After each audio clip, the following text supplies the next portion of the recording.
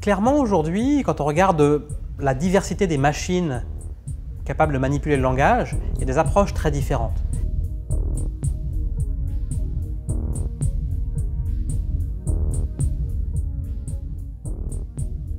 Il y a certaines approches qui ne visent absolument pas à faire parler les machines en imitant ce qui se passe chez l'humain, mais le but c'est par exemple de faire des machines qui sont capables de dialoguer avec un humain pour lui permettre de l'aider à réserver un billet de train ou à trouver un hôtel au bord de la mer. Et ces systèmes de dialogue, la manière dont ils fonctionnent, c'est par un apprentissage, mais un apprentissage extrêmement différent de celui des enfants. La manière dont ça fonctionne, c'est que ces machines vont avoir à disposition des bases de données gigantesques de textes qui existent, et en particulier de dialogues entre des humains, et elles vont être capables de faire tourner des algorithmes d'apprentissage statistique qui vont être regarder toutes les corrélations entre les mots, entre les phrases et le contexte dans lequel elles sont prononcées, le contexte textuel la plupart du temps, ou alors augmenté avec des images ou des vidéos. Et à partir de là, eh bien, quand on a des masses gigantesques de données dans lesquelles il y a du texte et des dialogues, eh bien, dans beaucoup d'applications du quotidien, quand on va vouloir essayer de répondre à un humain au téléphone quand il va poser la question quel billet pouvez-vous me proposer si je veux aller de Bordeaux à Paris, eh bien, il y a une très grande probabilité que dans le corpus de la base de données, il y ait déjà des dialogues extrêmement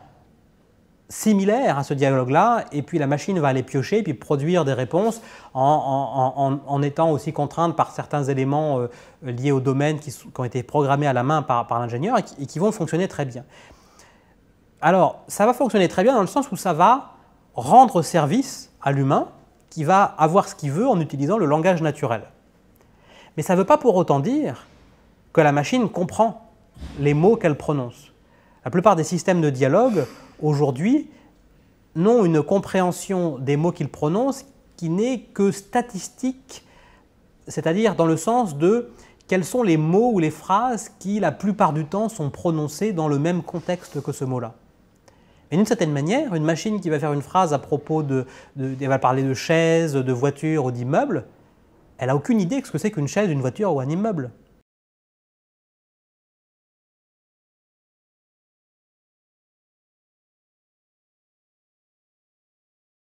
L'enfant ne va pas du tout découvrir et apprendre le langage de cette manière-là. L'enfant, d'abord, ne part pas avec des bases de données de texte immenses, déjà parce qu'il ne sait pas lire, et puis même en termes de parole, eh bien, il n'a que la parole dans des domaines relativement spécifiques des personnes qui l'entourent, et puis il y en a beaucoup, mais pas autant que les bases de données qu'on donne à ces machines-là. Et l'enfant, surtout, il va découvrir le langage, pas de manière abstraite, dans des textes ou de la parole décontextualisée, mais il va le découvrir dans le contexte de son corps agissant en contexte, dans des jeux, dans des tâches collaboratives dans lesquelles il essaye de faire quelque chose avec d'autres humains. Et ça, c'est fondamental. C'est fondamental parce que à chaque fois qu'il va entendre des mots, ils vont être associés à des actions et des perceptions faites par son corps physique dans l'environnement physique, et aussi elles vont être associées à des motivations, à des buts. Cet ancrage cognitif, émotionnel, motivationnel, c'est ça qui va lui permettre d'associer les mots, pas simplement à d'autres mots, mais aussi au monde physique et au monde social dans lequel il est plongé. Et c'est par ce biais-là qu'il va acquérir le sens des mots et que nous, on construit le sens des mots. Et donc c'est pour ça que, d'une certaine manière, il y a d'autres machines qui vont essayer qu'on va construire pour essayer de mieux comprendre ces mécanismes et qui vont plutôt effectivement modéliser ce processus d'apprentissage du langage ancré dans un corps physique. Et donc c'est par exemple les machines sur lesquelles on travaille. Et par exemple, déjà la première étape de l'apprentissage du langage, c'est tout simplement apprendre la parole, apprendre à produire des sons ou des gestes avec ses bras qui vont être le canal de communication. Et déjà ça, c'est quelque chose de difficile parce que le conduit vocal, c'est un objet physique avec des dizaines de muscles qui est tout mou, qui est très compliqué à contrôler. la plupart des mouvements du conduit vocal en fait ne produisent pas de son du tout. Donc déjà, rien qu'apprendre à produire un son avec un petit peu une harmonique, c'est tout un travail pour le nourrisson, pour le nouveau-né. Et ça va l'occuper pendant plusieurs mois. Et puis une fois qu'il aura découvert ça, il va falloir qu'il découvre comment produire des sons un petit peu variés, dans lesquels il y a des sons harmoniques et puis qui sont coupés par des sons qu'on appellera plus tard des consonnes, qui ressembleront un petit peu plus tard à des consonnes. Et puis ensuite, comment il va arriver à produire des sons qui ressemblent à ceux de son entourage. Tout ça, c'est déjà un processus assez compliqué qui est ancré dans le corps, dans les processus physiques du robot. Et donc, effectivement, là, on va pouvoir se poser la question de, déjà, tout au début, quels sont ces mécanismes qui peuvent pousser l'enfant à apprendre et à explorer ces espaces-là. Et alors, une des choses, justement, une des hypothèses et des modèles sur lesquels nous avons travaillé, est que peut-être qu'aux sources du langage, aux sources de la parole, eh bien, il y a des mécanismes qui ne sont pas tous spécifiques au langage et à la parole, mais qui peut-être sont plus généraux et sont liés à l'exploration du corps, à l'exploration de qu'est-ce que le corps peut faire avec son environnement, et justement à ces mécanismes de motivation intrinsèque et de curiosité. Il semble que chez beaucoup de mammifères, mais chez l'humain de manière particulière en termes de quantitative, eh bien effectivement il y a ces circuits neuronaux dans le cerveau qui poussent l'organisme à explorer spontanément pour faire l'expérience de la nouveauté, de la surprise, explorer comment des mouvements de son corps vont le faire se déplacer, produire du bruit. N'importe quel mouvement de son corps, et puis n'importe quel effet produit avec son corps, visuel, auditif. Et donc c'est pour ça qu'on s'est aperçu finalement que les modèles qui permettaient de mieux comprendre comment est-ce que l'enfant allait apprendre à marcher ou à attraper des objets par motivation intrinsèque, eh bien, quand on les appliquait à la découverte du conduit vocal, on s'est aperçu qu'ils généraient une exploration et une structuration du développement vocal qui ressemblait beaucoup à celle de l'enfant. Cette structuration, c'est celle dans laquelle, au départ, c'est des vocalisations très inorganisées, où il y a une focalisation sur découvrir déjà comment on produit du son, et puis progressivement faire des vocalisations un petit peu plus organisées, mais plutôt avec des sons voyelles qui ne ressemblent pas du tout encore à de la parole, et puis à un moment donné commencer à introduire des espèces d'interjections au milieu de ces sons voyelles, et puis arriver finalement au babillage qu'on va appeler canonique, ma, ga, ga, ta, da, da, et tout ça étant le résultat de ces mécanismes qui vont pousser l'enfant à explorer son conduit vocal pour rechercher du progrès en apprentissage et de la surprise. Et puis, évidemment, aussi interagir avec son environnement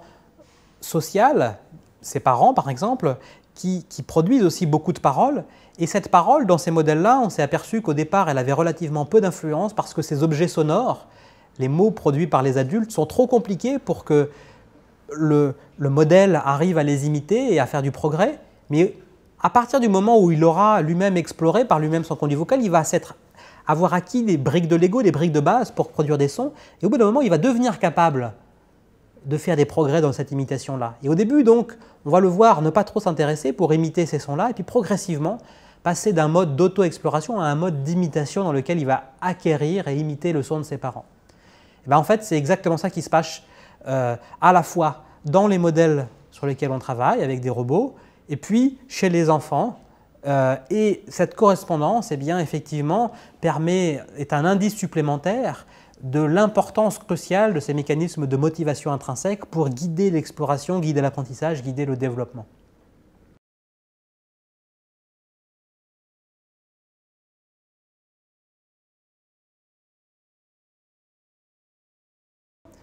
Ce qui est très intéressant dans ces expériences et dans ces modèles, c'est que chaque fois qu'on fait fonctionner une fois un modèle, même avec le même jeu de paramètres, même d'ailleurs avec le même environnement à peu près, alors c'est jamais le même dans le détail, il y a toujours des petites choses qui mais à peu près dans le même environnement, il n'y a jamais le même résultat. Il n'y a jamais le même résultat pour plusieurs raisons. C'est que d'une part, il y a un petit peu des aléas dans l'environnement, même si l'environnement, on essaie de faire que ce soit le même, il y a toujours des petites choses qui changent, et ces petites choses, elles peuvent être capturées par le cerveau, par les yeux, par les oreilles, et puis on peut y détecter des régularités qui vont servir à apprendre d'autres choses, et ça va faire boule de neige. Et puis il y a aussi des aléas en interne, parce que dans les processus d'apprentissage, dans les modèles de motivation intrinsèque, eh bien, il y a aussi des dimensions d'aléatoire où le robot il va générer, par exemple, des hypothèses un petit peu au hasard au début, ou des représentations d'actions un petit peu au hasard, et puis les essayer, et puis voir ce que ça donne. Et donc, il y a de l'aléa, et donc ça va peut-être l'emmener dans une direction ou dans une autre. Alors, le fait qu'il y ait de l'aléa ne veut pas dire non plus qu'il n'y a pas de régularité. Et c'est ça qui est très intéressant. Donc, dans ces expériences, on n'a jamais deux robots qui ont exactement les mêmes apprentissages, la même trajectoire. Par contre, si on fait des statistiques, on va s'apercevoir qu'il y a certaines structures comportementales, par exemple certaines structures vocales, qui vont apparaître dans une grande proportion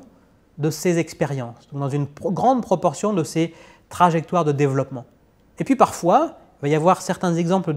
d'apprentissage de trajectoire qui apparaissent chez un robot sur 1000. Et pourtant, ce robot-là, on lui aura donné les mêmes paramètres, le même corps et le même environnement. Et donc c'est intéressant parce que ça permet de comprendre quelque chose qu'on observe beaucoup chez l'humain mais qu'on a du mal à comprendre, qui est cette dualité entre la diversité et les régularités. Est-ce que par exemple un organisme qui a un développement extrêmement éloigné de ce qu'on peut appeler la normale, est-ce que ça veut dire qu'il y a quelque chose qui marche différemment dans son cerveau? Est-ce qu'il a grandi dans un environnement complètement différent? Pas forcément. Peut-être qu'il a les mêmes mécanismes, peut-être qu'il a grandi dans le même environnement, mais le cycle d'interaction entre ses actions et son environnement, quand on le démultiplie des millions de fois, eh bien les contingences de son histoire peuvent l'avoir amené sur un chemin qui a pris une autre ramification à un moment donné, avec les mêmes mécanismes.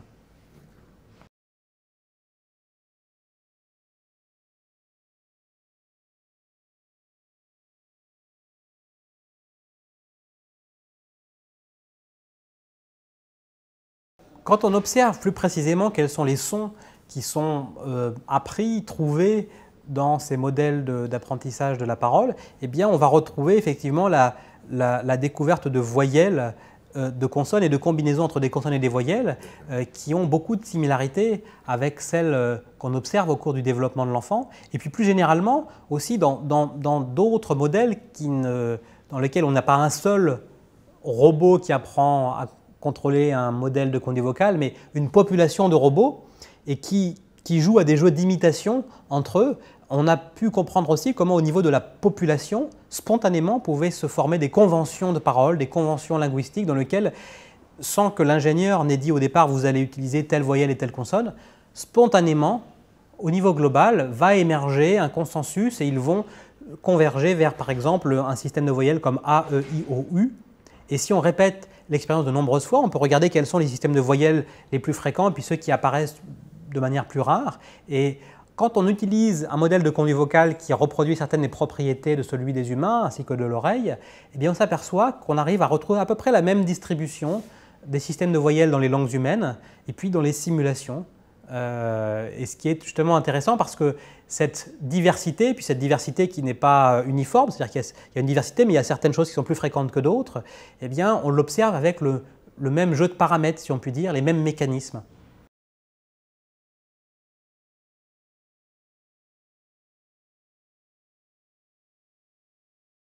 Ces modèles sur l'exploration spontanée du système sensorimoteur ou du système de la parole, leur but principal, c'est de nous aider à mieux comprendre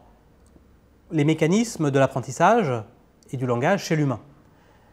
Ces mécanismes chez l'humain, ils sont complexes. Il faut interagir de nombreux mécanismes à des échelles de temps et d'espace très variées. C'est des mécanismes beaucoup plus complexes que des systèmes physiques comme la formation de cristaux de glace, la formation de dunes, la formation de certains types de molécules. Et quand on regarde la manière dont en physique, qui est une science très ancienne, eh bien on en est arrivé à se dire c'est quoi les bons outils intellectuels pour comprendre cette complexité des phénomènes physiques. Les physiciens se sont aperçus depuis très longtemps que la langue naturelle était très utile, mais on ne pouvait pas s'y restreindre. On était obligé d'avoir un langage un petit peu plus précis, un petit peu plus formel, les mathématiques. L'apprentissage chez l'enfant, c'est un système encore beaucoup plus complexe. Alors, il y a beaucoup de choses extraordinaires qui ont été trouvées en sciences humaines et en sciences du vivant, ce dernier siècle en particulier.